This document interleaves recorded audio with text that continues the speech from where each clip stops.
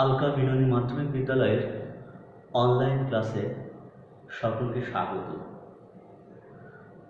শিক্ষার্থী, আমি আজ তোমাদের সাথে অষ্টম শ্রেণীর বাংলা প্রথম পত্রের একটি কবিতা উপস্থাপন করতে যাচ্ছি।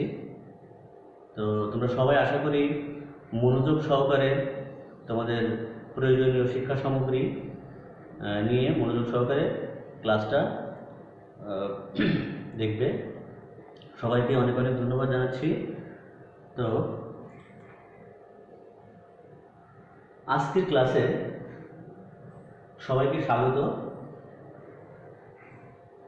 তোমরা ইতিমধ্যে স্ক্রিনে কিছু ছবি দেখতে পাচ্ছ। এখানে কয়েকজন মহিষী নারীর ছবি দেওয়া আছে। তোমরা হয়তো অনুমান করতে পারছো যে আজকে আমি তোমাদের পাঠ্য বইয়ের কোন কবিতাটি নিয়ে আলোচনা করতে যাচ্ছি। মনে মনে একটু অনুমান করো।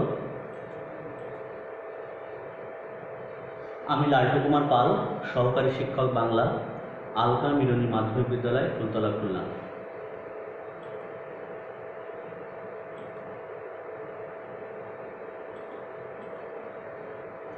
এখানে বেশ কয়েকজন মহিষী নারী দেখা যাচ্ছে ছবি, সবাই নিশ্চয়ই চেনো আপনাদের।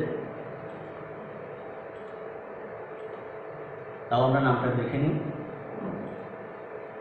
হ্যাঁ, দেখো প্রত্যেকে নামকরণ করা আছে, নাম দেওয়া আছে, সবাই নিশ্চয়ই চেনো। না চিনলে ভালো করে দেখে নাও।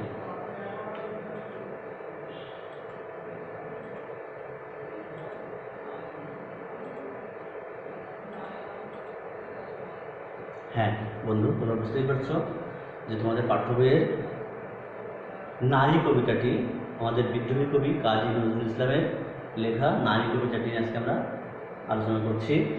এই পাঠের শিক্ষার্থীরা নজরুল ইসলামের সংক্ষিপ্ত পরিচয় উল্লেখ করতে পারবে, নতুন শব্দগুলো বাক্যে প্রয়োগ করতে পারবে, নারী কবিতাটি শুদ্ধ উচ্চারণে আবৃত্তি করতে পারবে, আর মানব সভ্যতা নির্মাণে পুরুষ ও নারীর যৌথ ভূমিকা বিশ্লেষণ করতে পারবে।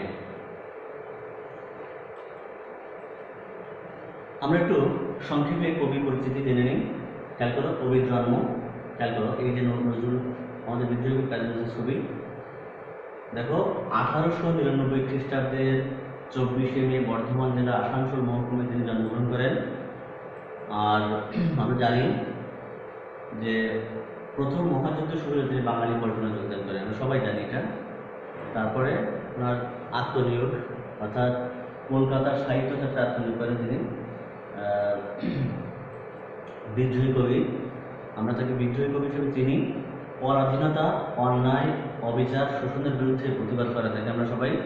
এটা উপাধি দেওয়া হয়েছিল তাকে, তিনি উপাধি লাভ করেছিলেন। আর নাগরিকত্ব 1972 সালে অর্থাৎ মুক্তিযুদ্ধের পরে তাকে বাংলাদেশের নাগরিকত্ব দেওয়া হয় এবং ঢাকায় স্থায়ীভাবে বসবাস করার সুযোগ দেওয়া হয়। এবং কবি 1976 সালের 29 আগস্ট ঢাকায় মৃত্যুবরণ করেন।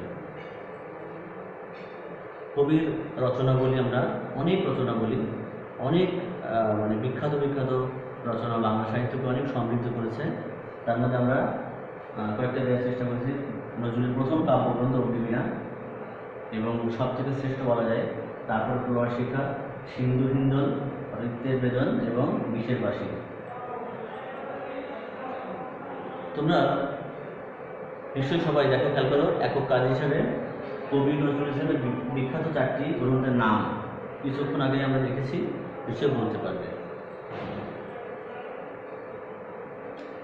আদর্শ পাঠ কবিতাটি একটু আমি পড়ি, তোমরা শোনো।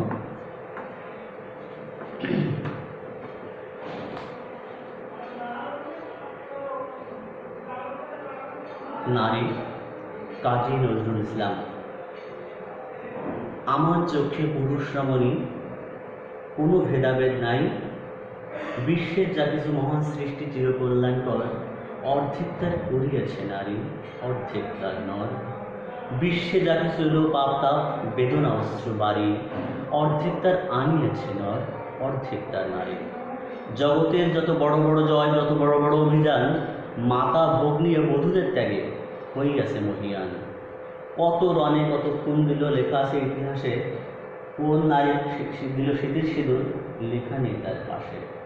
কত মাতা দিল হৃদয় উপাড়ি, কত বোন দিল সেবা, বীরের স্মৃতিস্তম্ভের গায়ে লিখিয়া রেখেছে কেবা। কোনোকালে একা হয়নি কো জয়ী, পুরুষের তরবারি, প্রেরণা দিয়েছে, শক্তি দিয়েছে বিজয় লক্ষ্মী নারী। সে যুগ হয়েছে বাসি, যে যুগে পুরুষ দাস ছিল না গো, নারীরা ছিল দাসী। বেদনার যুগ, মানুষের যুগ, সাম্যের যুগ আজি। কেহ রইবে না বন্দি কাহারও, উঠিবে ডঙ্কাবাজি। নর যদি রাখে নারীরে বন্দি, তবে এরপর যুগে আপনারই রচা ওই কারাগারে পুরুষ মরিবে ভুগে, যুগের ধর্ম এই।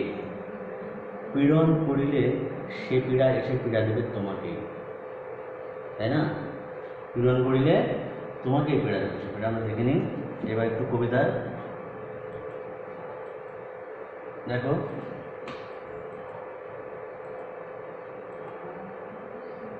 সরব পাঠ তোমরা নিশ্চয়ই, তোমরাও চেষ্টা করো বাড়িতে কিছুটা আবৃত্তির ঢঙে পড়ার।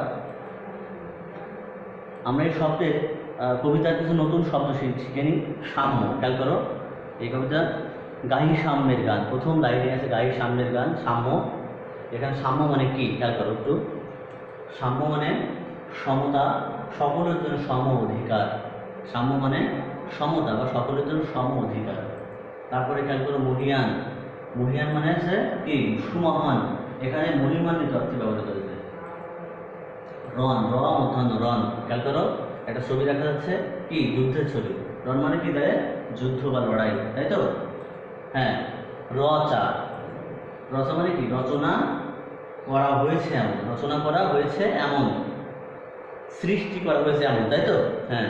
এবার খেয়াল করো পীড়ন, পীড়ন মানে কি? পীড়ন মানে অত্যাচার, নির্যাতন, শারীরিক কষ্ট প্রদান, পীড়ন মানে, তাই না? পীড়া, পদে কি রয়েছে, পীড়া মানে কি? পীড়া মানে যন্ত্রণা, কষ্ট, বেদনা। খেয়াল করো এখানে ছবি দেখা যাচ্ছে যে এখানে নিশ্চয়ই একজন ভাষা শহীদ, তার স্মৃতি বুকে আঁকড়ে তার মা যন্ত্রণা, কষ্ট, পীড়ায় ভুগছেন। এখানে খেয়াল করো, খেয়াল করো গায় সাম্যের গান গাই, আমার চোখে পুরুষ সমানি কোনো ভেদাভেদ নাই। তার মানে কি কবি নজরুল বলতে চাইছেন যে কবির কাছে পুরুষ বা রমণী কোনো ভেদাভেদ নেই, কবি দুজনকেই সমান চোখে দেখেন। বিশ্বের যা কিছু মহান সৃষ্টি চিরকল্যাণকর, অর্ধেক তার করিয়াছে নারী, অর্ধেক তার নয়। তার মানে যত যত সৃষ্টিকর্মের এই পৃথিবীতে আজকে তিলোত্তম সভ্যতায় যত মহান কাজ, তার অর্ধেক নারী করেছে, অর্ধেক পুরুষ করেছে। অর্থাৎ নারী পুরুষের সম্মিলিত প্রচেষ্টা আজকের এই তিলোত্তম সভ্যতা সৃষ্টি হয়, তাই তো? বিশ্বের যা কিছু হলো পাপতাপ, বেদনা, অশ্রুবায়ু, অর্ধেক তার আনিয়েছে নর, অর্ধেক তার নারী। তার মানে যত ভালো কিছু এবং যত খারাপ কিছু সব কিছুর সমান ভাগিদার নারী এবং পুরুষ যৌথভাবে, তাই তো? জগতের যত বড় বড় অভিযান, যত বড় যুদ্ধ, সমস্ত যুদ্ধে মাতা, ভগ্নী এবং বধূদের থেকে হইয়াছে অভিযান। হয়তো এক্ষেত্রে পুরুষরাই যুদ্ধক্ষেত্রে যে যুদ্ধ করতে দেখা গেছে, কিন্তু সেই পুরুষের প্রেরণাদাত্রী শক্তি হচ্ছে তার কারো মাতা, কারো বধূ বা কারো বোন, তাই না? এরকম এই জন্যে এই সমস্ত যুদ্ধে তাদেরও অনেক বড় অবদান আছে। কোন রণে কত কত খুন দিল নর, লেখা আছে ইতিহাসে। তার মানে জগতের যত বড় বড় যুদ্ধ, যত বড় বড় সংগ্রাম, এই সংগ্রামে মানে যত পুরুষের নাম লেখা আছে, প্রত্যেকে দেখো পুরুষের নাম কিন্তু স্বর্ণাম করে লেখা আছে, আমরা ইতিহাস পড়লে এটা জানতে পারবো। কিন্তু এই সংগ্রামের পেছনে কত নারী যে তার স্মৃতির সিঁদুর দিয়েছে, এবং কত নারী যে তাদের স্বামীকে হারিয়েছে, কত মাতা যে তার সন্তানকে হারিয়েছে, এই কথা কিন্তু ইতিহাসে কোথাও লেখা নাই। কি চমৎকার অনুভূতি দেখো। তারপরে কি হচ্ছে দেখো, কত মাতা দিল হৃদয় উপাড়ি, কত মাতা দিল, কত বোন দিল সেবা, বীরের স্মৃতিস্তম্ভের গায়ে লিখিয়া রেখেছে কেবা। আসলে দেখো দেখো যে আমাদের এই যে একটা শিশু বেড়ে ওঠার ক্ষেত্রে মায়ের কত অবদান, তাই না? একটা মার অবদান ছাড়া একটা শিশু কখনোই তার কাঙ্ক্ষিত লক্ষ্যে পৌঁছাতে পারে না। কত সেবা দিয়ে, কত যত্ন করে মানুষ, কিন্তু কোনো মাতার নাম কিন্তু ইতিহাসে অমর হয়ে নেই, তাই না? আসলে এটা কিন্তু এক ধরনের পক্ষপাতিত্ব আমাদের সমাজে, পুরুষায়িত সমাজ ব্যবস্থায়। নজরুল মূলত নজরুল উদ্দেশ্য কিন্তু এইটাই, আমাদের চোখে ধরিয়ে দেওয়া।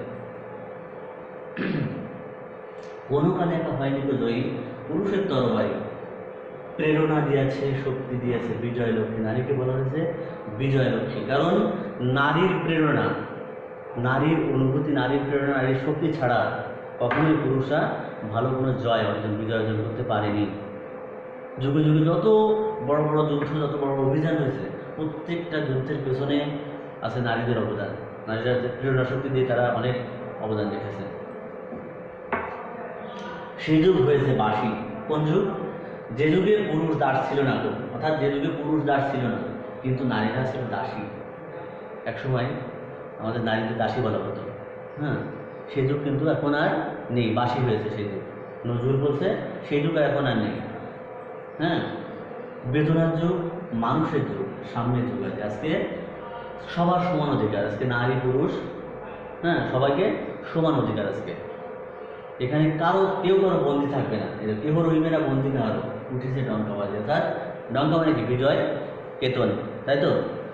তো কেউ কারো কাছে বাধা থাকবে না, কেউ কারো দাস হয়ে থাকবে না, সমান অধিকার আজকে।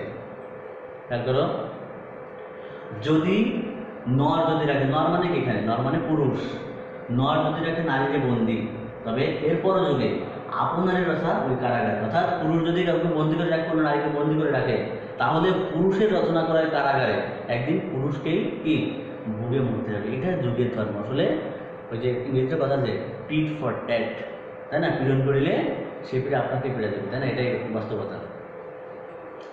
তারপরে কিন্তু বিশ্বের অনেক ক্ষমতাশালী নারী, কয়েকজন ক্ষমতাশালী নারী আমরা দেখাইছি এখানে।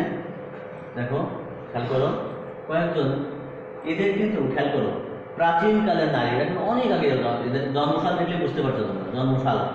হ্যাঁ, প্রাচীনকালের নারীরা ছিল খুবই অবহেলিত, মারাত্মক অবহেলিত ছিল। নারীদের কোনো সমাজে সম্মান করা হতো না। এমনকি অনেক উন্নত রাষ্ট্রের নারীদের ভোটাধিকার প্রয়োগের ক্ষমতাও ছিল না। এটা কিন্তু খুবই মর্মান্তিক একটা ব্যাপার। তখনকার সময়ও খেয়াল করো, এদের এই সমস্ত নারীদের ব্যাপক অবদান ছিল, ব্যাপক অবদান, তারা ইতিহাসে বিখ্যাত, তাই না? অবশ্যই। খেয়াল করো, সাম্যবাদী কবি কাজী নজরুল ইসলাম নর নারী উভয়কে আলাদাভাবে দেখেননি। তিনি বলেছেন সকলেই এক পরিচয়, সবচেয়ে বড় পরিচয়, পৃথিবীর সব থেকে বড় পরিচয় সে হচ্ছে আমরা সবাই কি মানুষ। তিনি মানুষ হিসেবে কল্পনা করেন। এখানে কয়েকজন বিখ্যাত না পুরুষ এবং কয়েকজন বিখ্যাত নারীর ছবি আমরা প্রদান করেছি, তুমি বুঝতেই পারছো। তারা প্রত্যেকে তাদের পৃথিবীতে, এই পৃথিবীতে এই তিলোত্তমা সভ্যতায় এদের অবদান, প্রত্যেকের অবদান সমান, কার অবদান কম নয়। এবার আজকে আমরা যে আলোচনা করলাম, এখানে যে নারীদের দেখানো হয়েছে, তো আমরা অনেকগুলো ছবি দেখিয়েছি। এরকম শ্রেণীতে উপস্থাপন করা হয়নি, কিন্তু তাদের অবদান অনেক বেশি আছে। তোমাদের জানা থাকলে তোমরা দলীয় দুজন মিলে আলোচনা করে কয়েকজন বিখ্যাত নারীর নাম, 5 জন করে নাম লেখো, ঠিক আছে? আচ্ছা,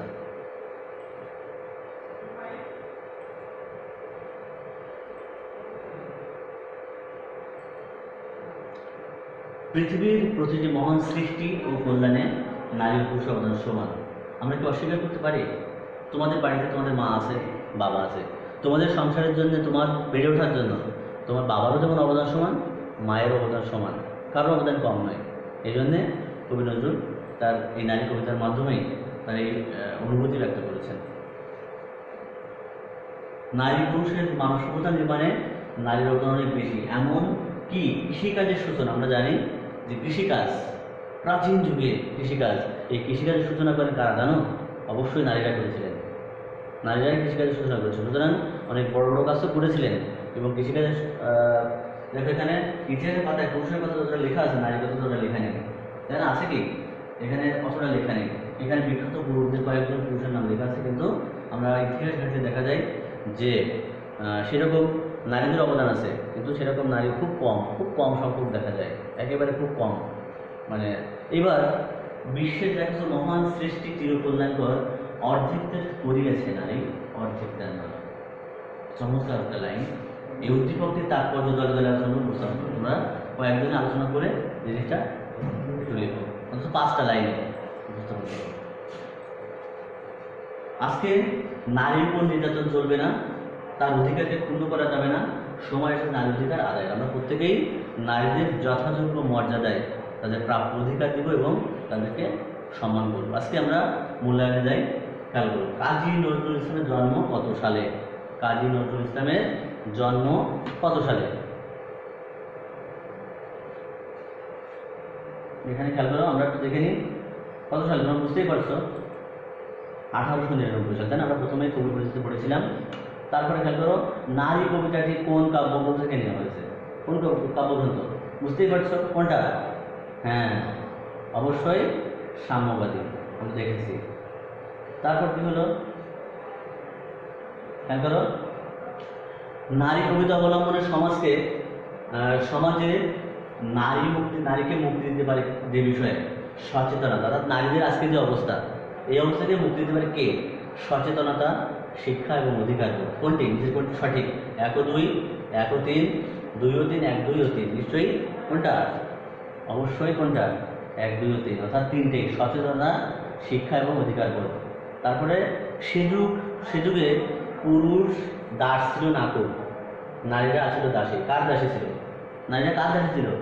বুঝতেই পারছো তোমরা, কোন কার দাসী ছিল? পুরুষদের, তাই না? পুরুষদের দাসী ভাবতো তারা। আচ্ছা,